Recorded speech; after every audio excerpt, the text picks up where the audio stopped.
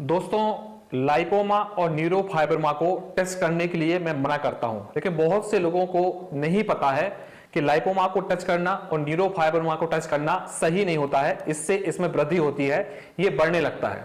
अगर आप न्यूरोफाइब्रोमा को टच करेंगे, बार बार दबाएंगे तो भी ये बढ़ेगा, और लाइपोमा को भी आप बार बार दबाओगे, टच करोगे या फिर मसाज करोगे तो भी ये बढ़ेगा।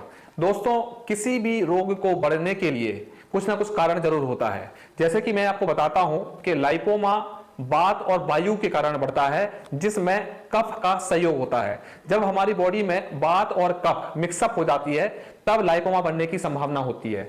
यूं बोल सकते हैं, जब हमारी बॉडी में वायु बिगड़ जाती है, मतलब वायु हमारे शरीर में बिगड़ी हुई है, हमारे शरीर में जो ऑक्सीजन जा रहा है वो बिगड़ गया है, कहीं पर ज्यादा जा रहा है, कहीं पर कम जा रहा है, या ऑक्सीजन पूरी तरह से निकल नहीं पा रहा है, या ऑक्सीजन पूरी तरह से आ नहीं पा रहा है।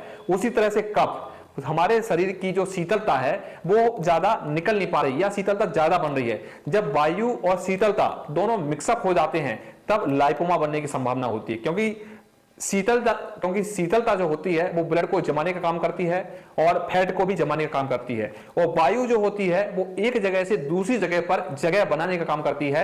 एक ऐसी जगह ढूंढती है जहां पर कोई स्थान ना हो या निकलने की जगह नहीं मिले, वहां पर भेदन करने की कोशिश करती है। जैसे कि जब वात और वायु बढ़ती है तो जॉइंट पेन भी बढ़ते हैं, या जॉइंट पेन में कोई ना कोई गांठ होती है, या जॉइंट्स में हमारे यूरिक एसिड का जमाव भी होता है। उसी तरह जब मेद की वृद्धि हो जाती है, मेद ओवर बढ़ने लगता है, कहा जाए फैट जब ओवर बढ़ता है, और फैट का कहीं जब ओवर जगह नहीं बनती है या निकलने की जगह नहीं मिलती है, तो वो दूसरी जगह पर जमने लगता है या बढ़ने लगता है, जिसको हम लाइपोमा बोलते हैं। और जो ये प्रॉब्लम होती है वो कफ और वायु के मिक्सअप से होती है या बिगड़ने से होती है। जब हमारी बॉडी में वायु बिगड़ती है और कफ बिगड़ता है, तब गांठ होना, गांठ जैसी प्रॉब्लम होना, कहीं पर सूजन हो जाना, ऐसी परेशानी होती है। उसी प्रकार न्यूरोफाइब्रोमा पित्त को और वायु को बिगड़ने से होती है।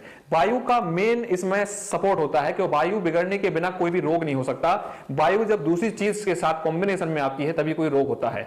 जब हमारी बॉडी में अत्यधिक गर्मी हो जाती है और गर्मी बाहर नहीं निकल पाती है, पसीने के माध्यम से भी पूरी गर्मी नहीं निकल पाती है, और वह वायु के साथ मिक्सअप हो जाती है, तो जिस जगह से वह वायु नहीं निकल पा रही है उस जगह से भी कोशिश करती है। और हमारी बॉडी में जगह होती है स्किन में जगह जगह से निकलने की कोशिश करती है पित्त और वायु जब मिल जाती है तो जगह जगह पर जाके वो दाना बनाती है, पिंपल बनाती है, कोई गांठ बनाती है या ट्यूमर बनाती है। तो न्यूरोफाइब्रोमा और जो लाइपोमा है वो इन कॉम्बिनेशन से बढ़ता है। लेकिन टच करने से क्यों बनता है?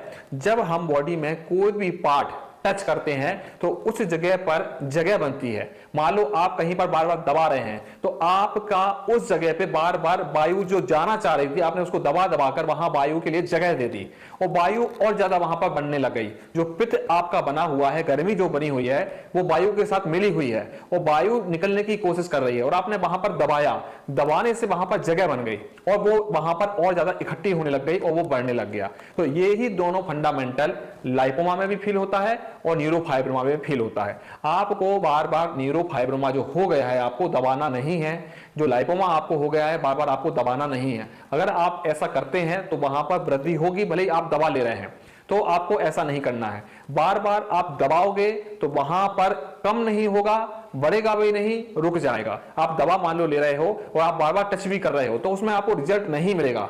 आप करके देख लीजिए, अगर आप 2-3 जगह आपका लाइपोमा है और 2-3 जगह आपका न्यूरोफाइब्रोमा है, आप जिस जगह पर ज्यादा टच करेंगे वहां पर कम नहीं होगा जल्दी से, वहां पर हो सकता है बढ़ भी जाए या वहां पर स्टेबल हो जाए, रुक जाए, ना वो कम होगा ना बढ़ेगा। इसलिए बोला जा रहा है कि आप न्यूरोफाइब्रोमा को टच ना करें, बार बार दबाए ना।